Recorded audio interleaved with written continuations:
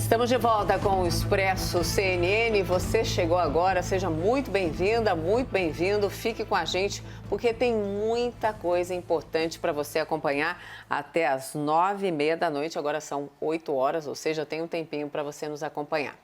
A gente já mostrou, né, Carol, aqui no Expresso, que o mercado financeiro prevê uma redução do PIB brasileiro em 2020. O PIB, a gente lembra que é a soma, né, dos bens e serviços do nosso país. E para falar sobre esse e outros efeitos da pandemia sobre a economia, a gente convidou hoje os economistas e ex-presidentes do Banco Central, Armínio Fraga e Ilan Goldfein. Já estão aí, muito obrigada pela presença de vocês. Boa noite, Armínio, boa noite, Ilan, muito bem-vindos. Boa noite. Boa noite, Armínio. Você nos escuta bem? Escuto. Oi, tá me ouvindo? Estamos ouvindo, sim. Estamos ouvindo. Se falar um pouquinho mais alto, fica melhor ainda. Então, eu já quero começar perguntando para vocês. Nos últimos dias, a gente tem ouvido alguns setores barra pessoas, entre essas pessoas, por exemplo, o presidente Bolsonaro pedindo, né, para flexibilizar o isolamento para não impactar tanto a economia. Na avaliação de vocês, dois ex-presidentes do Banco Central, essa troca entre saúde e economia deve existir ou não? Pergunta para os dois. Bom, eu posso começar dizendo que me parece uma falsa dicotomia. A economia ela vai sofrer porque, para combater esse vírus, nós vamos precisar o isolamento, não vamos precisar reduzir o contágio, não vamos precisar de várias medidas que de fato afetam a economia. Agora, se não tiver isso, a economia vai acabar sofrendo muito mais lá na frente, porque você não vai conseguir controlar o contágio, você vai continuar com muito mais tempo nessa situação e a economia, em vez de ficar um período mais curto, acaba ficando um período muito mais longo, com voltas depois afetando a economia de uma forma mais grave. O melhor que a gente pode fazer é controlar o vírus, relaxar a quarentena ao longo do tempo e deixar a economia voltar lá na frente. Armínio, por favor. Eu concordo 100% com o Ilan e acrescentaria apenas que vai fazer uma diferença importante o que o próprio governo pode fazer e vai fazer para amortecer o choque. É consenso aí pelo mundo afora que algumas frentes precisam ser atacadas. Nós estamos falando aqui de, claro, apoio direto aos aspectos médicos, equipamento, kits, mais na frente vacina, etc., mas também atenção e apoio financeiro aos que perderam seus empregos, aos que têm vidas precárias, com rendas baixas que tendem a desaparecer nessa hora. Existem programas viáveis, o governo já começou, usando o cadastro único, poderia usar o Bolsa Família, poderia cadastrar mais gente. Através desses mecanismos é possível atingir talvez 100 milhões de pessoas em um período de um mês, se a coisa for feita muito rápido.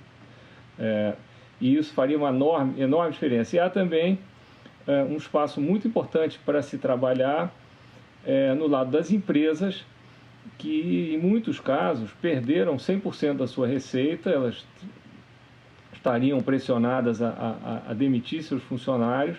Aqui também há muito espaço para o governo trabalhar, já anunciou um primeiro programa através dos bancos privados, aí há outros em estudo, e é preciso que isso tudo aconteça o quanto antes, porque nós estamos chegando já à mudança de mês, ao pico da epidemia, em algum momento em abril. Então nós estamos aqui no olho do furacão, mas há muito que o governo pode fazer e precisa acelerar bastante os trabalhos aí nessa área. Pois é, nesse sentido também eu tenho um questionamento, aproveitando a participação do Arminio Fraga, do Ilan Goldfein, também Raquel Landim, nossa analista de economia, participando dessa conversa, também com questionamentos, mas só aproveitando para falar sobre o que já foi anunciado pelo governo. A gente já tem benefícios a informais, Corona Voucher agora aprovado no Senado, pequenas e médias empresas com auxílio aí de 40 bilhões. O meu questionamento é, por quanto tempo o governo consegue garantir esse socorro à economia na avaliação de vocês? Começa então com o senhor Ilan, por favor. Quem vai ditar o tempo vai ser o vírus, a capacidade da gente controlar esse vírus e ceder. Enquanto não tiver esse sob controle, nós vamos ter que dar essas garantias para pequenas e médias empresas. E nós vamos ter que dar garantia para os informais, para os mais humildes, para aqueles que vão ficar sem renda nesse período. E não adianta dizer que vão ficar um mês, no mês seguinte vamos abandonar. Enquanto tiver o isolamento, enquanto as pessoas não puderem sair para as ruas, enquanto as pessoas perderem o seu ganha-pão, o governo vai ter que dar o suporte. Agora, nós vamos ter que concentrar e focar nesses grupos, porque são esses grupos que precisam mais. Nós não temos os recursos de países mais ricos para dar uma garantia total para todo mundo, para dar um cheque para todo mundo. Então nós temos que concentrar nos mais humildes no tempo que precisar. Senhor Arminio, por favor. Então, eu concordo também. E aí vem a pergunta, bom, e as contas públicas, como é que ficam? E aqui é muito importante separar o estado, vamos chamar assim, de estrutural das finanças do país, que precisa melhorar, de uma emergência que é uma a cada geração, ou talvez uma a cada 100 anos. Uma vez que fique claro que esse é um gasto emergencial e não um gasto permanente, o governo tem condições de se financiar e de aguentar um programa desses por bastante tempo. Eu vejo tempo suficiente para a situação acalmar e a economia voltar a um nível de atividade normal. Chamamos então para essa conversa também a Raquel Landim, então, nossa analista de economia. Por favor, Raquel. Obrigada, Carol. Ilan, Arminio, a gente foi percebendo ao longo do tempo, e nem é tanto tempo assim, porque a pandemia exige respostas muito rápidas, uma mudança de rumo do governo. Ele começou tentando lidar com essa situação apenas via bancos públicos e agora parece que ele realmente colocou o tesouro, quando ele coloca o apoio para o caixa das empresas, aí a taxa Selic, quando sobe mais o valor do Corona Voucher. A minha pergunta é se, na percepção de vocês, o governo, com essas medidas, parece que já entendeu o tamanho do problema, ou se ele ainda está tímido em relação ao que está sendo feito em outros países, ou em relação ao que se precisa fazer. O diagnóstico dele está correto e a intensidade é a necessária? Bom, eu acho que a direção é correta. Parece ter evoluído na direção correta. Para poder... Vamos fazer um de cada vez. Por favor, seu Ilan, responder primeiramente a pergunta da Raquel e depois seu Arminio, por favor, porque a gente está ouvindo as duas vozes ao mesmo tempo. Por favor, convidados ilustres. Claro. Obrigada. Eu acho que a direção é correta. A doença avança rápido, o vírus avança rápido e as respostas são tão rápidas que qualquer decisão em um dia pode ser um atraso. Agora, eu acho que no começo você lida com a questão de mercados, ou seja, de liquidez, as confusões aí das bolsas caindo, mas ao longo do tempo começa a perceber que os problemas de verdade, aqueles que vão ser mais difíceis de resolver, vão ser como chegar na pessoa na ponta. Porque dar liquidez, resolver problemas de mercado, resolver o problema dos bancos, a gente já sabe fazer. Eu não vejo problema do Banco Central, do governo de uma forma geral, garantir estabilidade. O problema é chegar rápido nas pessoas, nas empresas, na ponta, e isso que precisa acontecer. A intensidade que a Raquel pergunta é fundamental, mas quanto a gente vai saber ao longo do tempo. Quão profundo vai ser, vamos saber ao longo do tempo que vai avançando.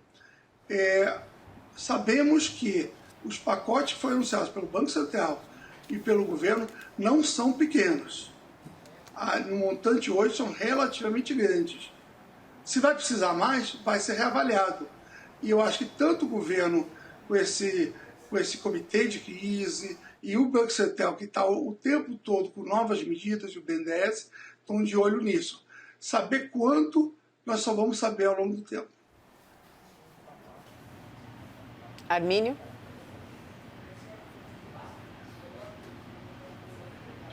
Estou de acordo. Eu acho que o governo chegou atrasado.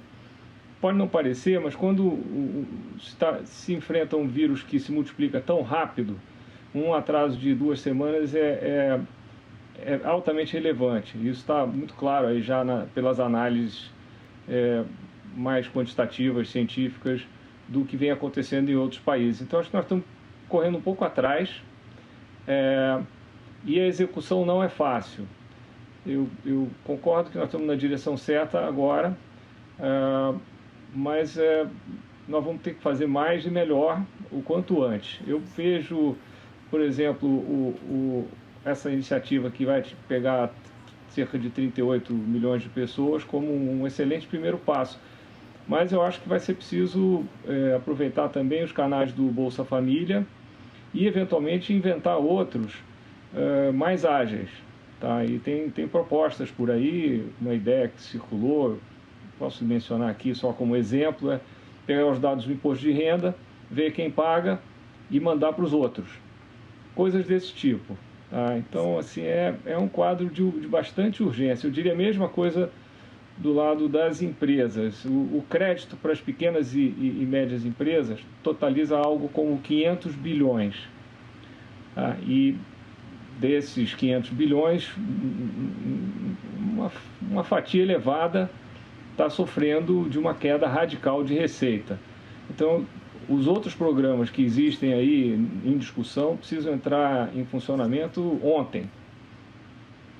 Tá certo. Armínio, queria fazer uma pergunta para você agora, até emendando com o que você acabou de dizer, que o governo chegou tarde, né? Essas 2 semanas parecem pouco, mas é tarde. Então, já que você também disse que o governo pode fazer mais e por mais tempo, chegou tarde, não é o caso, então, das nossas autoridades econômicas se preocuparem com o endividamento do governo? Não, certamente é. Então, o comentário que eu fiz já aqui hoje é que é preciso deixar muito claro o que é um gasto temporário, que eventualmente aumenta o endividamento em vários pontos do PIB, gasto que é permanente. O gasto permanente é o que tem nos machucado, é aí que estão assim, as nossas fragilidades fiscais, uma série de situações que beiram o absurdo em muitos casos. Então, assim, isso tá na cabeça do governo, tanto do executivo quanto do legislativo, fazer esse trabalho com muita clareza. Vai ser preciso priorizar, porque apesar de haver bastante espaço para gastar, as demandas são imensas, então é preciso um certo planejamento. E isso tudo tem que acontecer, deve estar acontecendo agora, eu não tenho acesso ao que está sendo feito lá dentro. Pensa só assim, só para terminar, vamos supor que a dívida aumente em 10 pontos do PIB. Tá? Esses 10 pontos você pode pagar um por ano. Sabe? Esse tipo de situação é administrável. Tá? O que não é administrável é fazer um aumento de 2 pontos do PIB permanente, porque aí nós estamos falando de 20 pontos acumulados em 10 anos. Tá, e aí ninguém aguenta. Tá? Então, essa é vamos dizer, a contabilidade da coisa. Armínio, Ilan, eu queria emendar 2 perguntas para vocês. Vocês 2 já tiveram aí no serviço público à frente do Banco Central. Vocês acham que o governo brasileiro vai ter a celeridade, ele tem os instrumentos para ter a celeridade necessária para enfrentar essa crise, ou a burocracia vai nos atrapalhar? E o meu segundo ponto é sobre quando vem a retomada. Alguns analistas já esperam uma retomada a partir do 3º trimestre. É muito otimismo? Ilan, você pode começar, por favor? Eu acho que, começando com a questão da retomada, uma coisa a gente sabe, esse segundo trimestre vai ser um trimestre com uma queda muito acentuada do PIB, não só no Brasil, como no resto do mundo. A queda do PIB provavelmente vai ser uma queda maior do que o mundo teve em 2008, maior do que o Brasil teve em 2008, 2009, e provavelmente vamos ter que voltar muito tempo atrás para ter uma queda tão relevante num trimestre. Simplesmente, nós não estamos hoje autorizados ou com capacidade de sair para trabalhar. As pessoas não podem trabalhar, as empresas não podem abrir, as lojas não podem abrir. Isso é uma queda muito relevante no PIB. O consenso que está por aí hoje é que a partir do terceiro trimestre já vão começar a sair dessa crise. Isso não está escrito, não está garantido. Isso é apenas o consenso de que você vai sofrer um segundo trimestre relevante e ao longo do segundo semestre, começando o terceiro, já começa a voltar. Mesmo com essa volta, se fala em quedas de 2% a 3% do PIB esse ano e número positivo no ano que vem. Agora, novamente, o timing, o tempo da crise é dado pela doença, pelo vírus e pela capacidade de controlar. E isso nós só vamos saber agora, e os esforços que estão se feitos na área de saúde são fundamentais. A segunda pergunta sobre a questão da burocracia, que nós já trabalhamos lá, de certa forma, existe sempre no governo uma dificuldade de coordenação, são várias áreas, tem coordenador executivo, legislativo, mas em momentos de crise as pessoas têm que se juntar, entender da razoabilidade de tentar passar por várias das dificuldades normais e, por exemplo, tem um orçamento de guerra que está se pensando na Câmara, no Congresso, ou seja, fazer uma legislação que dê uma agilidade maior e dessa forma você conseguir atingir as pessoas no momento certo. Não adianta, por exemplo, fazer grandes investimentos públicos que só vão ficar prontos daqui a 6 meses, daqui a 9 meses, isso não vai adiantar nada. Então a rapidez precisa ser incorporada nas decisões e o que se faz normalmente não vai poder ser feito nessa crise. Perfeito. Armínio, por favor.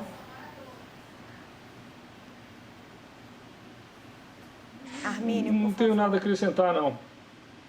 Sim. O que eu gostaria de perguntar agora para o Ilan... Não tenho nada a acrescentar. Podemos ir para a próxima pergunta. Tá certo. Armínio e Ilan, eu gostaria de perguntar especialmente para o Ilan sobre os desafios neste momento. O senhor citou o orçamento, você citou o orçamento de guerra, né? Mas, enfim, essa decisão do Supremo, que saiu ontem, do ministro Alexandre de Moraes, desagradou muito, por exemplo, o presidente da Câmara, Rodrigo Maia, que acha que é necessário um controle maior do que as nossas autoridades governamentais farão nesse momento com muito dinheiro, enfim, e numa situação de pandemia. O tal orçamento de guerra, politicamente e economicamente, e pensando na saúde, ele realmente é viável diante das atitudes dos nossos principais interlocutores governamentais que nós vemos recorrentemente? O orçamento de guerra é uma forma de dizer um pouco na linha do que o Armínio estava dizendo há pouco.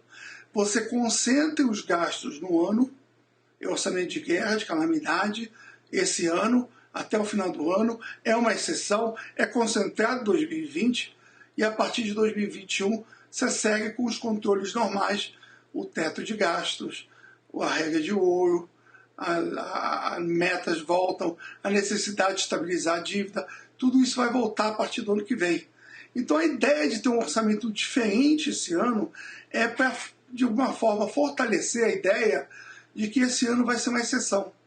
Porque se a gente interpretar que esse ano não é uma exceção, e que esse ano vai abrir as porteiras dos gastos, e no ano que vem vai continuar, nós não vamos estabilizar a dívida. Se você não estabiliza a dívida, você tem problema de financiamento, E o déficit que você fizer esse ano, que é absolutamente necessário, não vai poder ser financiado. Então você vai gastar, não vai ter financiamento, e aí você joga fora a estabilidade da nossa moeda, você joga fora a credibilidade da nossa economia. Então é muito importante pensar nesse orçamento de guerra como algo pontual para esse ano. Nós temos condições de gastar esse ano e pensar, a partir do ano que vem, como a gente financia. Faz mais privatização, reduz alguns gastos no futuro, muda um pouco os impostos, algo terá que ser feito, talvez a combinação dos três. Mas esse ano nós temos que pensar em priorizar o dinheiro, e essa pergunta foi muito bem feita. Nós não podemos abrir para qualquer coisa, porque nós vamos precisar focar o dinheiro, que é escasso, no que mais a gente precisa, que é defender os que mais precisam, os que vão ficar sem dinheiro e que precisam sobreviver esses próximos meses e semanas. Armínio, gostaria de comentar a respeito? Também nada a acrescentar. Carol, tem mais uma pergunta? Aproveitando exatamente esse enfoque que a Mona trouxe há pouco, sobre esse pós-crise, que a gente não sabe quando vai ocorrer, também a questão do endividamento do governo. Eu chamo de novo para essa questão fiscal, que já era um problema antes da pandemia do novo coronavírus e se mostra também agora como um grande ponto de interrogação nesse cenário que estamos enfrentando. Falando nesse pós-crise, pós-pandemia, pandemia sob controle, quais são as medidas necessárias para recuperar a saúde fiscal do nosso país? Começa então com o senhor Armínio.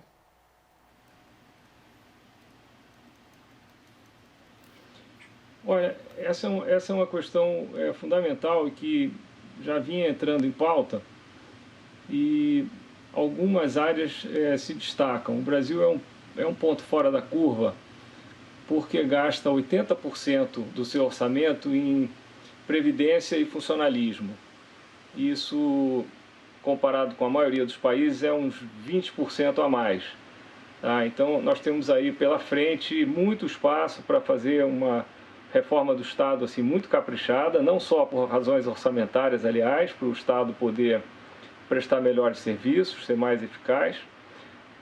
E, creio eu, vamos ter que fazer uma segunda reforma da Previdência que incorpore os Estados e complemente essa boa reforma que já foi feita. Além disso, o Brasil tem um problema muito sério no mundo dos subsídios e no desenho dos impostos, do imposto de renda em particular.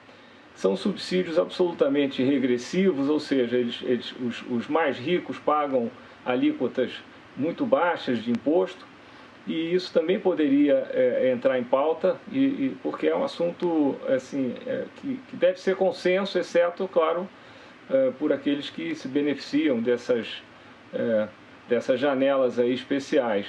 Isso tudo soma perto de 10 pontos do PIB.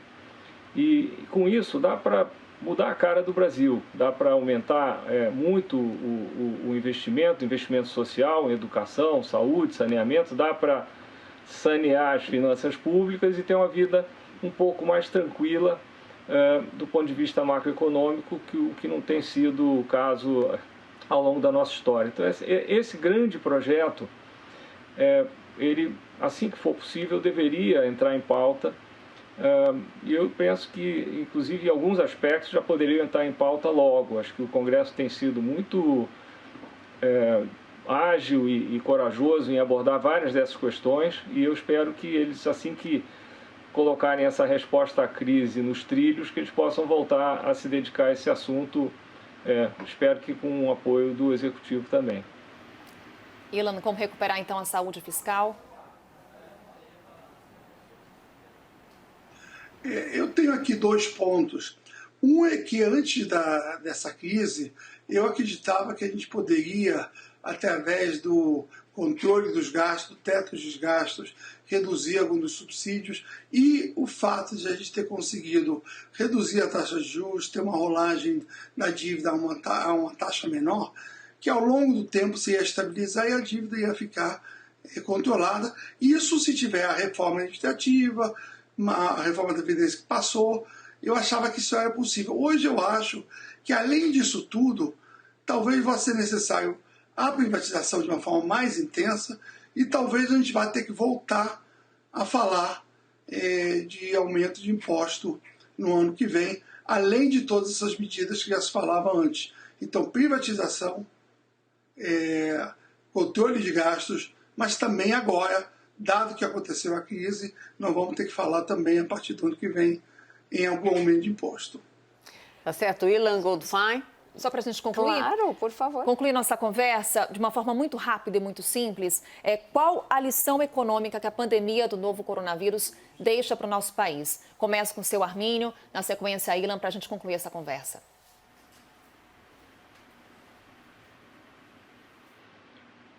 A lição é que é sempre bom ficar em forma, é um pouco a lição da saúde pessoal também.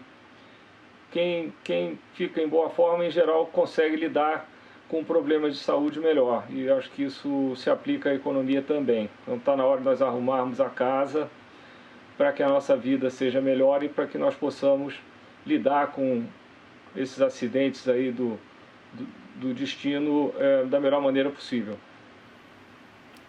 Ilan, por favor. Uma das lições é que a gente está sempre preocupado com os riscos do passado. Nós achávamos que os riscos são financeiros, que nem em 2008, risco de bolha, riscos... E no final veio algo completamente fora do que os economistas estavam pensando, que veio de um risco de algo ligado à saúde. E a segunda lição é que a questão humanitária, a questão das pessoas, da saúde, tem uma prioridade, que a economia faz parte disso, ela não vem na frente, a solidariedade faz parte e antecede a questão econômica que nós temos que resolver em conjunto. Tá certo. Ilan Goldfein, Armínio Fraga, economistas, ex-presidentes do Banco Central, muito obrigada por esse papo aqui, muito obrigada por falarem ao vivo com o Expresso CNN. Uma ótima noite para vocês. Obrigada.